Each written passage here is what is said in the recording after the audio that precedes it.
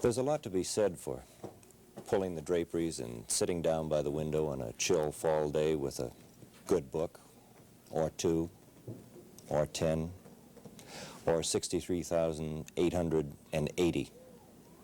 And that's what happens a lot these days in the Bertram Woods branch of the Shaker Public Library. There are almost 64,000 books here for the public. Yvette, can you see if you can find the one on there that's your grandmother? Yes. Do you see it? Here it is. There it Kenneth is. Lilly. 6210 powwow. That's right. How about that?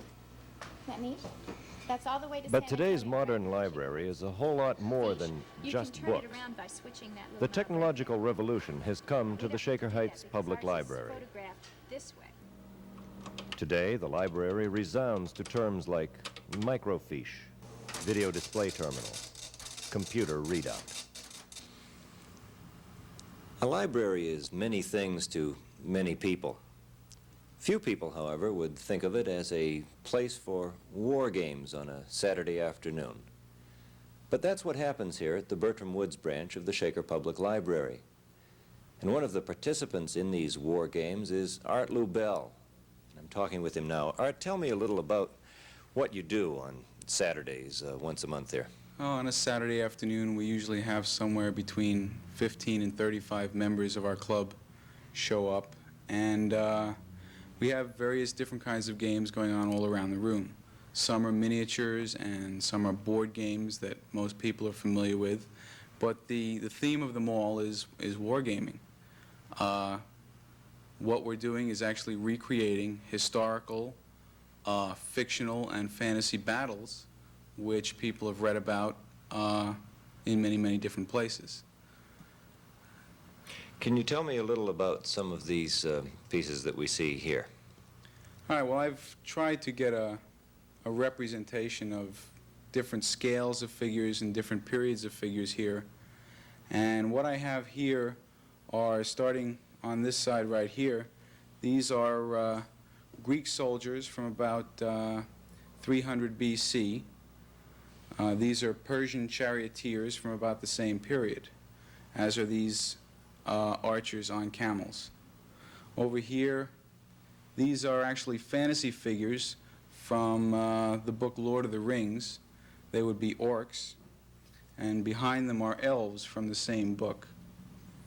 On the far side, from the Napoleonic period, in a little bit larger scale, some regular French line infantry, and on the far left, I have some Old Guard from Napoleon's Old Guard. Figures in the back in the largest scale that I have here are Japanese samurai. This one here is a regular Japanese infantryman. This would be a peasant, and the more fancily costumed would be samurai. So it really represents something more than just playing with toy soldiers. Well, some people think of them as toys, and some people they become a real passion. Some people consider them works of art. There's a whole competitive aspect to wargaming. Some people enjoy the head-to-head competition, that it's like a sport in many ways, and in many ways it's like chess, where just two people are competing one-on-one.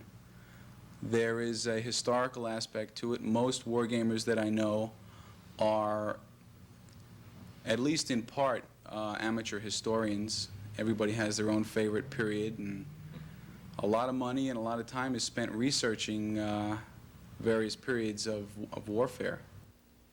Wargamers spend much of their research time at the Shaker Public Libraries, but they're not the only people there. Shaker Life participated in portions of a tour to familiarize Moreland school students with the library. Good morning. I'm Mrs. Harper, and I'm one of the librarians with the Shaker Library. And we brought you all over here this morning to give you a little bit of a tour of what our library is like. You know, as sixth graders, you're going to be using the downstairs part of the library a lot more than you did in the past in the children's room. And we think it would be a lot easier for you to get to know the library if we can give you a tour as a group and let you meet some of the librarians and find out some of the things that we have for you to use on this first floor. What we'll start in this morning is here in the reference room. How many of you know what reference materials are? Virginia? Dictionary. Dictionary, very good. Anybody else? Yes. Yes. World books. World book, great. Yes. Atlases. Atlas is my favorites. Anybody else? Yes. Encyclopedias. Encyclopedias. Yes, encyclopedias. What is different about a reference material, a piece of reference material, as opposed to something that's out on the regular shelves? Can you tell me what the difference is? Maybe I can show you something that will help you know the difference. What is the difference with this book? What's different about it from something you normally check out in the library? It's a lot thicker. Slot. There's no pocket and no card. Why do you think that is? It's a reference book. It's a reference book, yes, and it never leaves this room. It's for use in the building, which means that all of the materials in this room are here for anyone to use anytime they come to the library. Why do you think we do that? Why? Because if there's just a special book on highways or something, and you take it out, another person might want to use it. Exactly. So these are the books that we keep here for us to use, to help patrons with questions, for you to use when you have questions that you need to answer. We have some very interesting things in this room that you might not be aware of. For instance, our phone fiche that are right here in this box. We have telephone books from around the United States in 2 boxes. Can you tell me why this might be more convenient or better than having the phone books that are as big as these? Can you give me some ideas on why this might be better? Yes.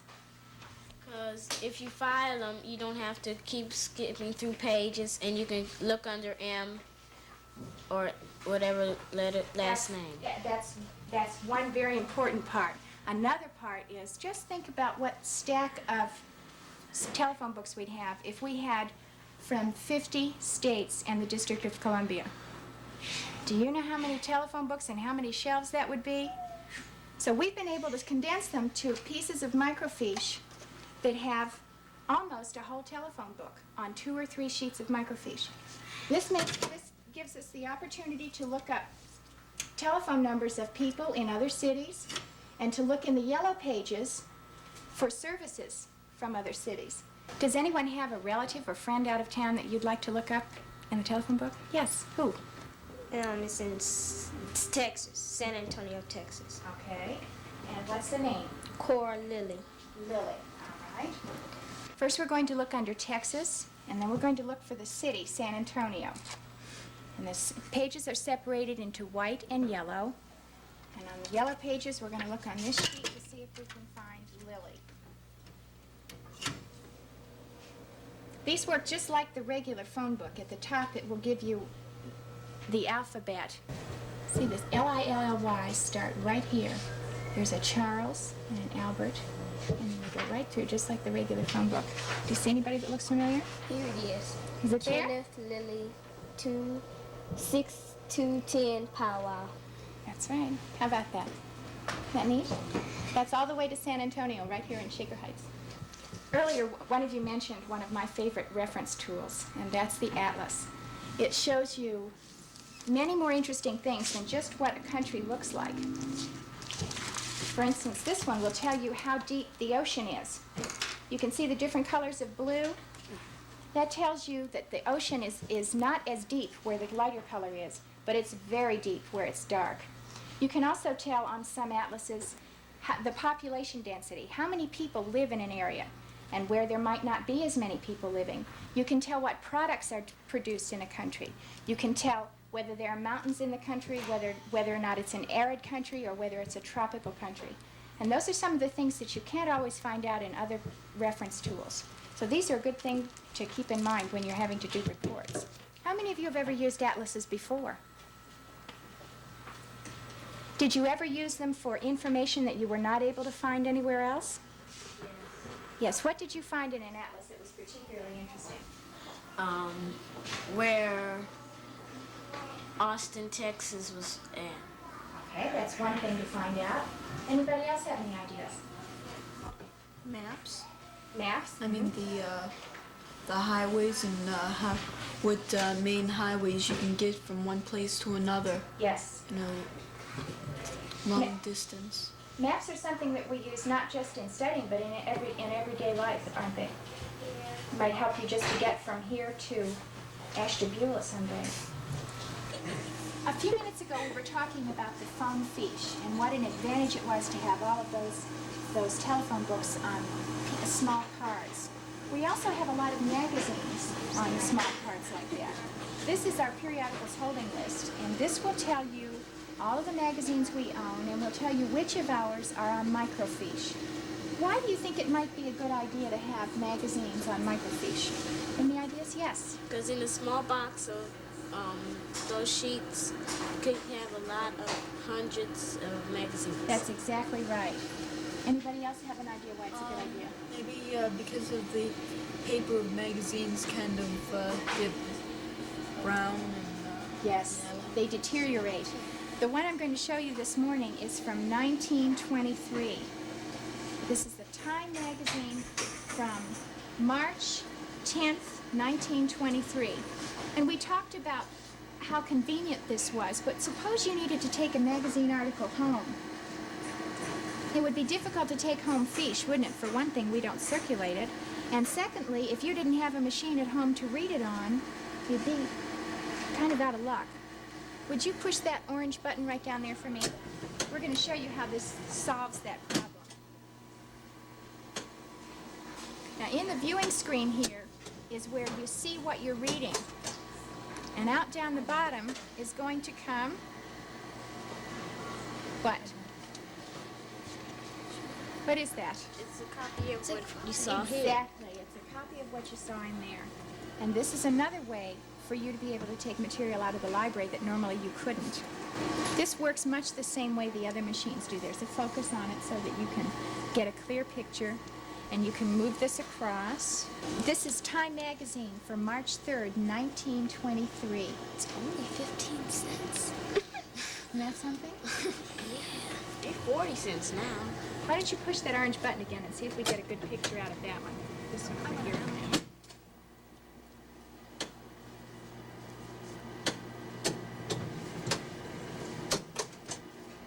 The cost for these copies is 10 cents a piece. Oh, that's a good one. I like that. I want it. You can take them back with you to class today to show your classmates. Do you think this is something you'll make use of? Yes. yeah. Okay, let's move on over to the periodicals shelves and look and see what's in that part. We own them.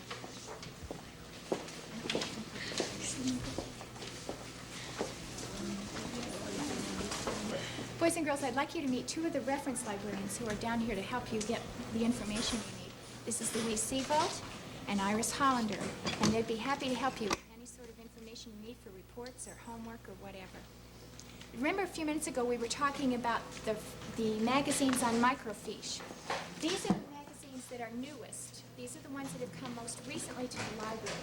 They're in plastic jackets like this, which is a signal to us that they are not ready to go out. They're the most recent issue.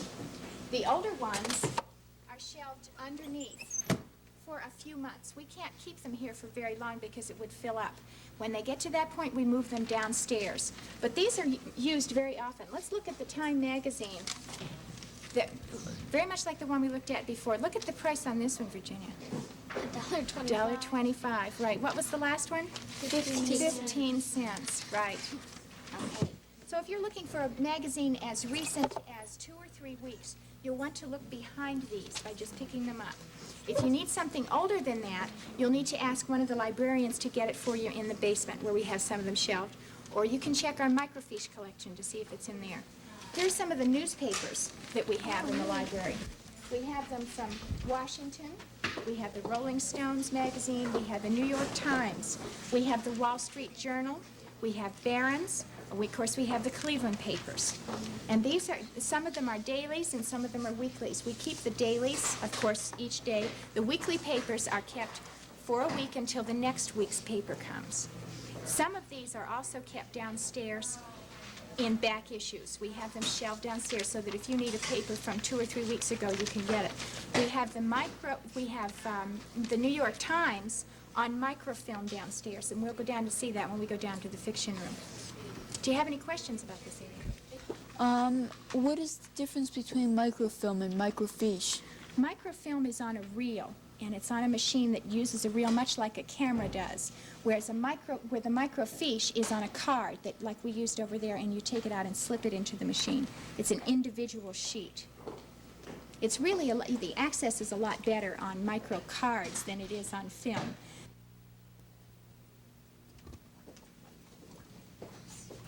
Boys and girls, this is the fiction room, and this is Mrs. Rosenbaum, the fiction librarian, and she's going to tell you a little bit about this room down here and the things that are in here.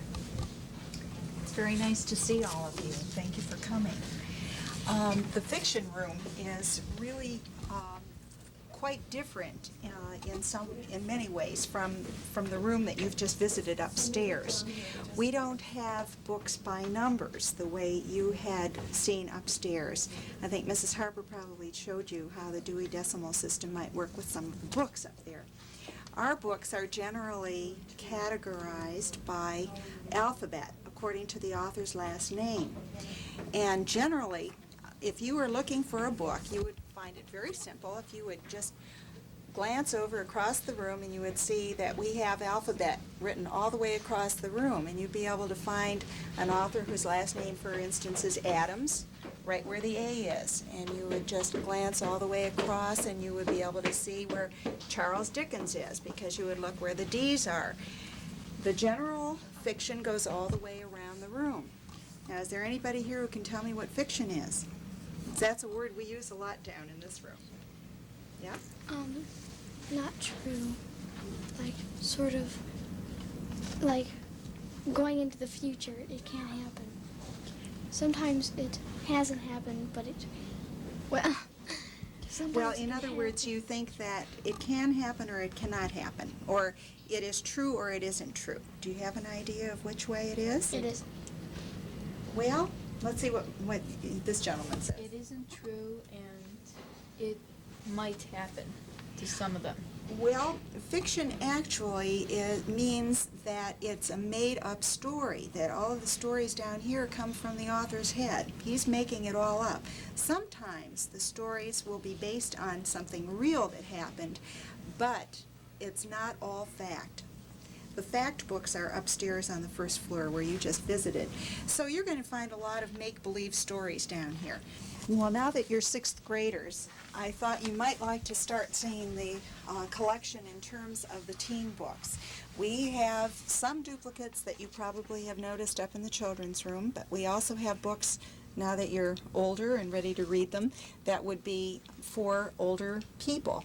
And you'll probably recognize some of the authors, Judy Blume and Paul Zindel, and then we also have things that are mixed with some of the favorite authors. We have some of the classics. We have Tom Sawyer in here, and we have J.D. Salinger's Franny and Zoe, and things for when you're older. So they're all mixed in there, but they're also by author's last name. So anytime you want to find a specific book, you'll find it by the author's name.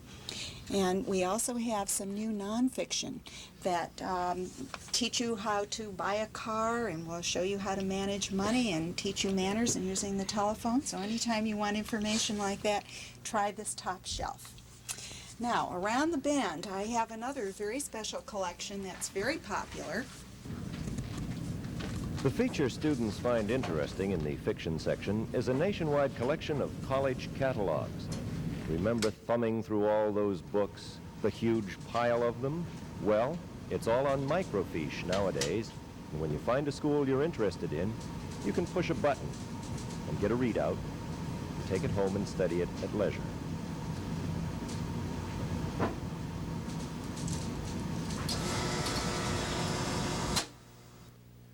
The library's appeal is not only to youth, however, it reaches out to the older community. At the luncheon socials for senior citizens, the library sends over books once a week, and they send along a librarian, too. How do you like the idea that the library brings books over? We are very happy every week when every week a different book, and then we read a book and take back the book and take not a book, no book. When everybody interested the book, see? It's very convenient to do that. It is convenient, yeah. And I get to get in touch with very many good books that I never had before. Why do you come to the luncheon social? Oh, to socialize a lot, meet different people. And do you find it's very convenient for you that the library brings the books? Very, very convenient. This has been a delight, and I've enjoyed seeing so many different books brought so close to me, and I think it's a marvelous service. Well, it's performing, and it's outstanding service, not only for me, but for many people like me where the library is convenient at all times, and many of the older people who couldn't, that is older than myself, because I'm old, see, but who can't travel so well, and bus brings them here, and books are here for them, and they make their choices, and the variety of choices that the library affords for them. The Shaker Library is an independent body with its own board. The library director is Barbara Luton. This public access terminal will be placed on the first floor of the main library, and it will give us a tremendous advantage in being able to locate books that are not in our own system. It has the beauty of being able to be operated by the public. After a minimal of instruction, people can go to this and use it themselves, so that it's not a tool that is an esoteric something or other only used by the librarians. It can be used by the public. Mrs. Liston, I have a library under loan for you, and I wonder if you'd please check it on the screen. Certainly. What Mrs. Luton is so pleased with is the latest technology for obtaining on loan books which are not in the Shaker system. It's a worldwide service. The LC number that we have here. Does it take very long to do this?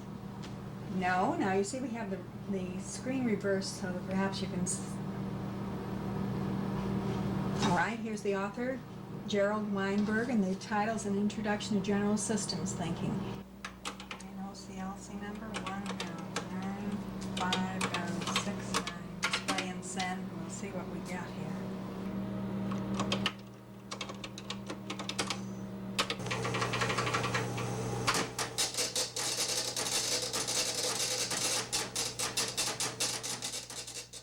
I think that perhaps some of the things that people have seen on the program today will vindicate the fact that the library is not just for eggheads, it's not just for people who want to read scholarly books, it's for everybody. And I think we've shown that we've got people as young as 6 months who come in for the toddler story hours with their big sisters, age 2. And we have some of the older people who come in, age 92. And we're very happy to see them all. We really, truly are. You have a lot of recent technological developments here, too, which I have to say are quite impressive to me. Technology in libraries have come about in the last 5 years, at least in our area here in Shaker Heights. One of the things that we have had to do, and I think you saw the reader printer downstairs, was because of our space limitations. A microfiche takes up a 3x5 card. We can get years and years and years of a magazine in a drawer. We can't get it in the storage area. The building, at the main library at least, is packed to the rafters. We measure things in great square inches. So technology was forced upon us in that area. But in the area of the CRT, OhioNet, OCLC, and all of these other acronyms that librarians are so very fond of throwing around, they are really impressive because this is where the future lies in interlibrary communication and in information retrieval. We're going to be able to find things for people much more quickly and much more accurately and not send them hither, thither, and yon. We can do it here at the Shaker Heights Public Library through such tools as the CRT, and we're very pleased that we're able to have it. We're only the third or fourth library in the state of Ohio who has been allocated a public access CRT, and we feel very pleased about this. until it's actually installed, I think we were number 4. By the time it's installed, we may be number 15, but it's nice to think we were number 4. That means that a member of the public can walk in and search the computer's memory. Is that right? That's to find a book? absolutely right. Yes, they can. You have to know how to use it. It's not very hard. It's not. You have to have a little bit of instruction. But once you know how to use it, you can search, do a bibliographic search for anything you want, and do it yourself. The business services are something that we haven't had a chance to see too much of today, other than the yellow pages. Can you tell us a bit about that? The business services have been very well used by the community in Shaker Heights. We have a lot of services which can do many things for people who are interested in such things as directories of manufacturers. We have a lot of material from Dun & Bradstreet, a lot of material from Standard & Poor, a lot of material from Moody's, Value Line. These are all names well known to people who have fortunate enough to have enough money to invest, or to the businessman who wants to find out various things about his own particular business or industry.